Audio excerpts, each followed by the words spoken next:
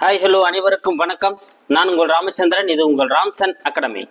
நண்பர்களே, நம்ம பாருங்க, டெட் எக்ஸாமுக்கான தமிழ் டெஸ்ட் இருக்காங்க. அதில் நம்ம 9th புக் வரலாம் ஆல்ரெடி முடிச்சிட்டோம். ஓகேங்களா? ஸோ இந்த வீடியோ நம்ம பார்க்க போகிறது 10th புக் தான் நம்ம பார்க்க போகிறோம். ஸோ 10th புக்லையும் ஓல்டு எடிஷன் தான் நம்ம பார்க்க போகிறோம். ஓல்டு புக்கில் ஓல்டு எடிஷன் தான் நம்ம பார்க்க போகிறோம். அதில் 9 இயர் இருக்கும். நியூ எடிஷனில் 7 இயர் தான் இருக்கும். இருந்தாலும் உங்களுக்கு என்ன பண்ண போகிறோம், இலக்கண பகுதியில் மட்டும் படிக்கிறதுனால நான் உங்களுக்கு அந்த 9 இயரும் கவர் பண்ணி கொடுத்துட்றேன். ஓகேங்களா? சப்போஸ் அதில் ஒரு கொஸ்டின் வந்தால் கூட நம்ம அதை விடக்கூடாது.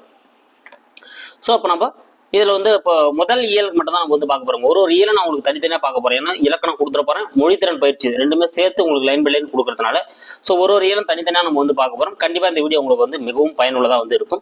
ஸோ 25 கேள்விகள் முதல் இயல் நம்ம எடுத்திருக்கோம். ஒரு டெஸ்ட் போல நீங்கள் இதை அட்டன் பண்ணுங்க. இல்லை இப்போ தான் பார்க்குறீங்க அப்படின்னாலும் நீங்கள் ஒரு இயலை படிச்சுட்டு வந்துட்டு கூட நீங்கள் அட்டன் பண்ணலாம். இல்லை அப்படியே கூட பாருங்க, உங்களுக்கு விஷயமும் தெரிய வரும். ஓகேங்களா? வாங்க வீடியோக்குள்ள போகலாம். அதுக்கு முன்னாடி நம்ம சேனலுக்கான புதுசாக வந்தால் நம்ம சேனலையும் சப்ஸ்கிரைப் பண்ணிக்கோங்க. கூட பக்கத்தில் இருக்கிற பெல் பட்டனை கிளிக் பண்ணி நோட்டிஃபிகேஷன் ஆல் அப்படின்றதையும் கொடுத்துக்கோங்க. அப்பதான் நம்ம போடுற வீடியோஸ் எல்லாமே உங்களுக்கு உடனடியாக வந்துட்டு இருக்கும். ஓகேங்களா? சரிங்க. ஃபர்ஸ்ட் கொஸ்டின் பார்க்கலாம் பாருங்க. சார்பெழுத்துக்கள் எத்தனை வகைப்படும்? ஸோ ஃபர்ஸ்ட் கொஸ்டின், சார்பெழுத்துக்கள் எத்தனை வகைப்படும்? ஓகேங்களா? ஸோ இதெல்லாம் நீங்க வேகமா எடுத்துருவீங்க. சார்பெழுத்துக்கள் 10 வகைப்படும். பி தான் இதுக்கான ஆன்சர். உயிர்மை, ஆயுதம், உயிரளபடை, ஒற்றளபடை, குற்றியலுகரம், குற்றியலிகரம், ஐகார குறுக்கம், அவகார குறுக்கம், மகர குறுக்கம், ஆயுத குறுக்கம் சொல்லிட்டு சார்பெழுத்துக்கள் பார்த்தீங்கன்னா 10 வகைப்படும். அடுத்து 2வது கேள்வி, உயிரளபடை எத்தனை வகைப்படும்? உயிரளபடை எத்தனை வகைப்படும்? சூப்பர். உயிரளபடை பார்த்தீங்கன்னா செய்யுளிசை அளபடை, இன்னிசை அளபடை, சொல்லிசை அளபடை அப்படின்னு சொல்லிட்டு 3 வகைப்படும். அப்ப பி தான் இதுக்கான ஆன்சர். அப்போ இது எத்தனை வகைப்படுங்க? 3 வகைப்படும். உயிரளபடை 3 வகைப்படும். செய்யுளில் ஓசை குறையும் போது அதனை நிறைவு செய்ய நெட்டெழுத்துக்கள் அளவெடுப்பது டேஷ். ஸோ செய்யுள்ல பார்த்தீங்கன்னா ஒரு இடத்த ஓசை குறைஞ்சிச்சுங்க, அதை நிறைவு செய்யறதுக்காக நெட்டெழுத்துக்கள் அளவெடுக்குது அப்படின்னா அதை எப்படி சொல்றோம்? சூப்பர். அது எப்படி சொல்லுவாங்க? செய்யுளிசை அளபடை அப்படின்னு சொல்லுவோம். ஏதா இதுக்கான ஆன்சர். நல்லா ஞாபகம் வச்சுக்கோங்க. செய்யுள்ள ஓசை குறையிறப்ப நெட்டெழுத்துக்கள் அளவெடுக்கும். அப்படி நெட்டெழுத்துக்கள் அளவெடுத்தா அதுதான் நம்ம என்ன சொல்றோம்? செய்யுளிசை அளபடை அப்படின்னு நம்ம சொல்றாங்க. ஓகேங்களா? சோ இதை ஞாபகம் வச்சுக்கோங்க. அடுத்து, இசை நிறை அளபடை எனப்படுவது எது? 4th கொஸ்டின் பாருங்க. இசை நிறை அளபடை எனப்படுவது எது? Very good. எதுங்க? செய்யுளிசை அளபடை தான் இசை நிறை அளபடைன்னு அழைக்கப்படுது. ஏன்னா செய்யுளிசை அளபடை நான் பார்த்தோம், செய்யுளில் ஓசை குறையும் போது அதனை நிறைவு செய்ய நெட்டெழுத்துக்கள் அளபெடுக்கிறதா நம்ம என்ன சொல்றோம்? செய்யுளிசை அளபடைன்னு சொல்றோம். அதனுடைய இன்னொரு பேர் தான் இசை நிறை அளபடை. அடுத்து, செய்யுளில் ஓசை குறையாத இடத்தில், செய்யுள்ல ஒரு இடத்த ஓசை குறையலைங்க, ஓசை குறையாத இடத்தில் இனிய ஓசைக்காக குறில் நெடிலாக அளவெடுப்பது ரொம்ப முக்கியம். குறில் நவா மாதிரி அளவெடுக்குமா? நெடிலா மாதிரி அளவெடுக்கும், ஓசை குறையாம இருக்கும். அப்படிப்பட்ட இடத்த அளவெடுக்கிறது என்ன நம்ம சொல்றோம் அப்படின்னா இன்னிசை அளபடைன்னு சொல்றோம். பி தான் இதுக்கான ஆன்சர். என்னதுங்க? இன்னிசை அளபடை. ஓகேங்களா? சோ அதை விடு வரும், எடுப்பதும் கெடுப்பதும் அப்படின்ற அந்த குறில் நெடிலா மாதிரி அளவெடுக்கும். செய்யுளில் ஓர் பெயர் சொல்லானது எச்ச சொல்லாக திரிந்து அளவெடுப்பது. ஒரு பெயர் சொல்லு என்னவா மாறுமா? எச்ச சொல்லா திரிந்து அதுக்கப்புறம் அளவெடுக்கும். அதை நாம் எவ்வாறு சொல்லுவோம் அப்படின்னு எப்படி சொல்லுவோம்? சொல்லிசை அளபடை. சி தாங்க இதுக்கான ஆன்சர். சொல்லிசை அளபடை தான் நம்ம சொல்லுவோம். இது இ அப்படின்ற வேர்டு வரும், நம்ம பார்த்திருப்போம். ஓகேங்களா? இன்னும் ஷார்ட்கட் போட்டு நீங்க ஞாபகம் வச்சுக்கலாம். அடுத்து, பொறுத்துக. ரொம்ப முக்கியமான ஒரு கேள்விங்க, இதெல்லாம் எதிர்பார்க்கலாம். பொறுத்துக.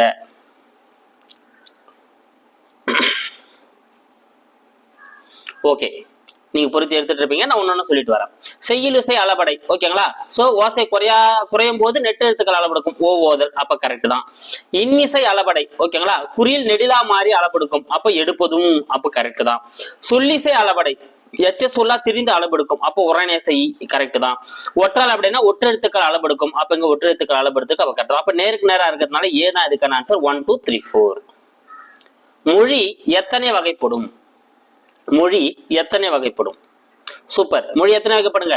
தனிமொழி, தொடர்மொழி, பொதுமொழி அப்படின்னு சொல்லிட்டு மொழி 3 வகைப்படும். அப்ப பி தான் அதுக்கான ஆன்சர். மொழி 3 வகைப்படும்.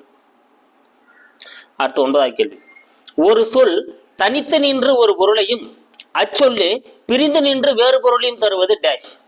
ஒரு சொல்லானது தனித்து நின்று ஒரு பொருளையும் அச்சொல்லு பிரிந்து நின்று வேறு பொருளையும் தருவது டேஷ். சூப்பர். அதான் நம்ம என்ன சொல்லுவோம்? பொதுமொழி அப்படின்னு சொல்லுவோம். ஓகேங்களா? ரொம்ப முக்கியமானதுங்க. சோ வேங்கை. சோ வேங்கைன்றது ஒரு பொருளாகவும் வேம் கொண்ட கையின் பிரியறப்போ ஒரு பொருளாகவும் இது பிரியக்கூடியதா இருக்கும். சரிங்களா? அப்ப அதை தான் பொதுமொழி அப்படின்னு நம்ம சொல்லுவோம். அடுத்து, ஒரு வினை அல்லது செயலை குறிக்கும் பெயரானது எண், இடம், காலம், பால் ஆகியவற்றை குறிப்பாகவோ வெளிப்படையாகவோ உணர்த்தாமல் வருவது டேஷ்.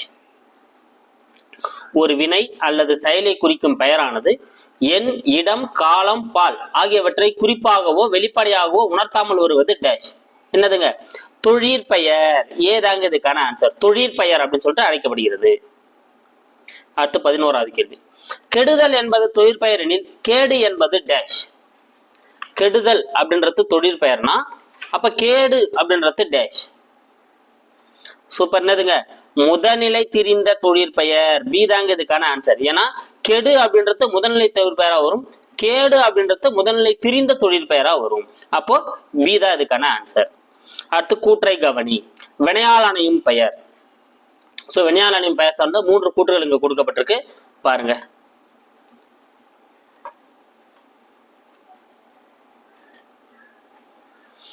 சூப்பர். இதுக்கான ஆன்சர் என்ன வருங்க? 1, 3 சரி. சி தாங்க இதுக்கான ஆன்சர். ஏன்னா வினையாளனின் பெயர் காலம் காட்டும். வினையாளனின் பெயர் வந்து காலம் காட்டுங்க. சோ 1, 3 மட்டும் சரியா இருக்கிறதுனால சி தான் இதுக்கான ஆன்சர். அடுத்து 13வது கேள்வி. மெத்த வணிகலன் என்னும் தொடரில் தமிழழகனார் குறிப்பிடுவது. சோ புக் பேக் கொஸ்டின்ஸ் தான் நம்ம வந்து பாக்குறோம். மெத்த வணிகலன் என்னும் தொடரில் தமிழழகனார் குறிப்பிடுவது. சோ தமிழழகனார் வந்து எதை குறிப்பிடுறாரு? வணிக கப்பல்களையும் 50 காப்பியங்களையும் தான் வந்து என்ன பண்றாரு? குறிப்பிடுறாரு. அப்ப ஏதா வந்து இதுக்கான ஆன்சர். காய்ந்த இலையும் காய்ந்த தோகையும் நிலத்துக்கு நல்ல உரங்கள் இத்தொடரில் அடிகோடிட்ட பகுதி குறிப்பது. எங்க அடிகோடிட்டு இருக்காங்க? காய்ந்த இலை காய்ந்த தோகை அப்படின்ற இடத்துல தான் அடிகோடிட்டு இருக்காங்க. அப்ப இது வந்து எதை குறிக்கக்கூடியதா வந்து இருக்கும் அப்படின்னா சருகும் சண்டும். அப்ப டி தாங்க இதுக்கான ஆன்சர். சோ இந்த காய்ந்த இலையும் காய்ந்த தோகையும் சருகும் சண்டையும் குறிக்கக்கூடியதா தான் இருக்கு. அடுத்து என் தமிழ்னா என்பதை பிரித்தால் எவ்வாறு வரும்? என் தமிழ்னா அப்படின்றத நீங்க பிரிச்சீங்கன்னா எப்படி வரும்? சூப்பர். எப்படி வருங்க? எம் கூட்டல் தமிழ் கூட்டல் நா அப்படின்னு தான் வரும். எம் கூட்டல் தமிழ் கூட்டல் நான் வரும். அப்ப இதுக்கான ஆன்சர் என்னதுங்க? சீதா வந்து இதுக்கான ஆன்சர். எம் கூட்டல் தமிழ் கூட்டல் நா. 16வது கேள்வி பாருங்க. கேட்டவர் மகிழ பாடிய பாடல் இது இத்தொடரில் இடம்பெற்றுள்ள தொழிற்பெயரும் வினையால் அணியும் பெயரும் முறையே.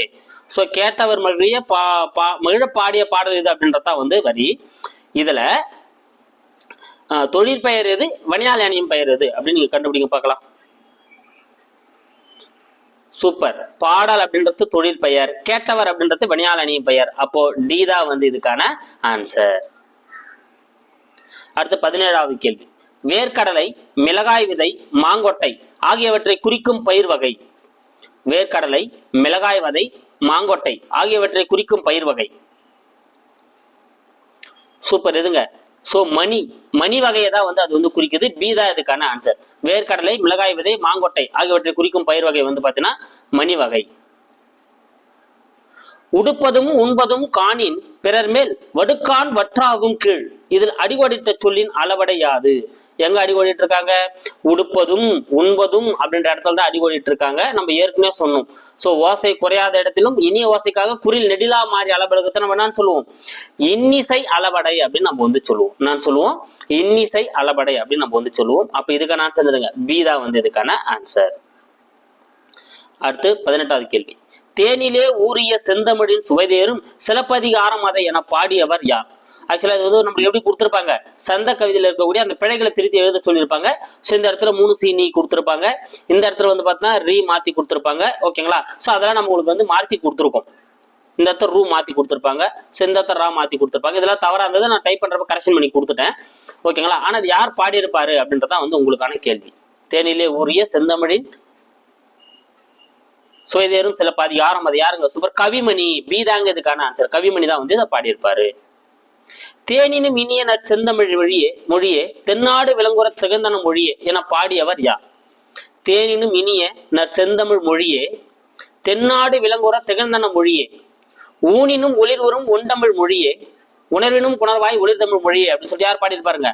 கா நமச்சிவாயர் தான் பாடியிருப்பாரு. அப்ப பி தான் இதுக்கான ஆன்சர். கா நமச்சிவாயர். அடுத்து 20வது கேள்வி. பொருந்தா இணை எது? சோ பாருங்க, அகராதியில் காண்க அப்படின்னு நம்மளுக்கு கொடுத்துருப்பாங்க. அதுல எது தவறா இருக்கு அப்படின்னு பார்த்து எடுங்க பார்க்கலாம். சூப்பர். நீங்க நிறைய ஆன்சர் எடுத்துட்டு இருப்பீங்க. சோ நான் ஒன்னொன்னா சொல்றேன். அடவி அப்படின்னா காடு, கரெக்ட் தான். அவள் அப்படின்னா பள்ளம், கரெக்ட் தான். சவல், சவல் அப்படின்னா முதுகு, கரெக்ட் தான். பழனம் அப்படின்னா வந்து சிறு காடு வரக்கூடாது. பழனம் அப்படின்னா என்னதுங்க, வயல் வரணும். ஓகேங்களா, அப்ப டி தான் தவறா இருக்கு. அப்ப டி தான் இதுக்கான ஆன்சர். அடுத்து 21வது கேள்வி. எறும்பும் தன் கையில் என்சான், இதில் வரும் தமிழன் யாது? எறும்பும் தன் கையில் என்சான் அப்படின்றதுல என்ன தமிழன் வந்து பயின்று வந்திருக்கு? ஓகேங்களா, அப்ப எறும்பு தன் கையில் என்சான், அப்ப எட்டுன்ற அந்த வேர்டு தான் வந்திருக்கு. அப்ப எட்டுக்கான தமிழ் என்ன வருங்க, ஆ வரணும். அப்ப டி தான் இதுக்கான ஆன்சர். அடுத்து 22வது கேள்வி. பொருந்தா இணை எது? சோ கலைச்சொற்கள்ல இருந்து கொடுக்கப்பட்டிருக்கு. இதுல எது தவறா இருக்குன்னு பார்த்துட்டு எடுங்க பார்க்கலாம். ஓகே, நேரம் நீங்க ஆன்சர் எடுத்துட்டு இருப்பீங்க. ஹோமோகிராஃப் அப்படின்னா ஒப்பெழுத்து, கரெக்ட் தான். மோனோலிங்குவல் அப்படின்னா வந்து பாத்தீங்கன்னா ஒரு மொழி, இதுவும் கரெக்ட் தான். கன்வர்சேஷன் அப்படின்னா வந்து பாத்தீங்கன்னா உரையாடல், இதுவும் கரெக்ட் தான். கன்சோனன்ட் அப்படின்னா வந்து பாத்தீங்கன்னா மெய்யெழுத்து. ஓகேங்களா, அப்போ டி தான் வந்து இங்க தவறா இருக்கு. அப்ப இதுக்கான ஆன்சர் டி தான். அடுத்து 23வது கேள்வி பாருங்க. நாம் ஏன் தமிழ் காக்க வேண்டும் எனும் நூலின் ஆசிரியர் யார்? நாம் ஏன் தமிழ் காக்க வேண்டும் எனும் நூலின் ஆசிரியர் யார்? சூப்பர், யாருங்க, சேதுமணி மணியன். ஏதாங்க இதுக்கான ஆன்சர். சோ சேதுமதி மணியன் தான் வந்து பாத்தீங்கன்னா இந்த நூலோட ஆசிரியர். அடுத்து பொருந்தா இணை எது? சோ பாருங்க, இந்த அதனோட கூட்டு பெயர்கள் கொடுக்கப்பட்டிருக்கு. அதுல எது தவறா இருக்குன்னு பார்த்து எடுங்க பார்க்கலாம். சில ரொம்ப ஈஸியா எடுத்துருவீங்க. சூப்பர், நான் ஒண்ணு சொல்லிட்டு வரேன். கல் குவியல், கரெக்ட் தான். புல் கட்டு, இது டைப்பிங் மிஸ்டிங், இந்த கட்டுன்னு வந்திருக்கணும். ஓகேங்களா, இது கரெக்ட் தான். பழக்குலை, பழங்குலைன்னு வரும், கரெக்ட் தான். ஆனா ஆடு கூட்டம்னு வரக்கூடாது, ஆடு மந்தைன்னு வரணும். அப்ப இங்க டி தான் தவறா இருக்கு. அப்ப டி தான் இதுக்கான ஆன்சர். ஓகேங்களா, புல் கட்டு, அது டைப்பிங் மிஸ்டேக், இட்டு அங்க வந்திருக்கணும். அடுத்து 25வது கேள்வி. மரமது மரத்தில் ஏறி மரமதை தோளில் வைத்து மரமது மரத்தை கண்டு எனும் சுந்தர கவிராயர் பாடலில் அடிகோடிட்ட சொல் குறிப்பது எது? சோ இது மரமது மரமது என்ற ஒரு 16 மரங்கள் பொருள்படக்கூடிய அளவு சுந்தர கவிராயர் பாடியிருப்பாரு. அதுல நான் எந்த அடிகோடிட்டு இருக்கேன் பாருங்க. இந்த மரமது அப்படின்றதோட பொருள் என்னதுங்க அப்படின்ட்டு உங்களுக்கான கேள்வி. ஓகேங்களா, சோ மரமது மரத்தில் ஏறி மரமதை தோளில் வைத்து மரமதை மரத்தை கண்டு மரத்தினால் மரத்தை குத்தி அப்படின்னு சொல்லி எழுதியிருப்பாரு. சோ அப்ப இதுக்கான ஆன்சர் என்ன வரும் அப்படின்றத வந்து நீங்க கமெண்ட்ல சொல்லுங்க. இல்லைன்னா இதனோட நெக்ஸ்ட் வீடியோ போடுறப்போ நான் உங்களுக்கு இதுக்கான ஆன்சர் அங்க கொடுத்துட்டு நான் நெக்ஸ்ட் வீடியோ போடுறேன். ஓகேங்களா, சோ தேங்க்யூ கைஸ். அடுத்த வீடியோல வந்து நான் உங்களுக்கு சந்திக்கிறேன். நம்ம சேனலுக்கான புதுசா வந்து நம்ம சேனலை சப்ஸ்கிரைப் பண்ணிக்கோங்க. கூட பக்கத்துல இருக்கிற பெல் பட்டனை கிளிக் பண்ணி நோட்டிபிகேஷன் ஆல் அப்படின்றதையும் கொடுத்துக்கோங்க. அப்பதான் நம்ம போடுற வீடியோஸ் எல்லாமே உங்களுக்கு உடனடியாக வந்துட்டு இருக்கும். Thank you guys.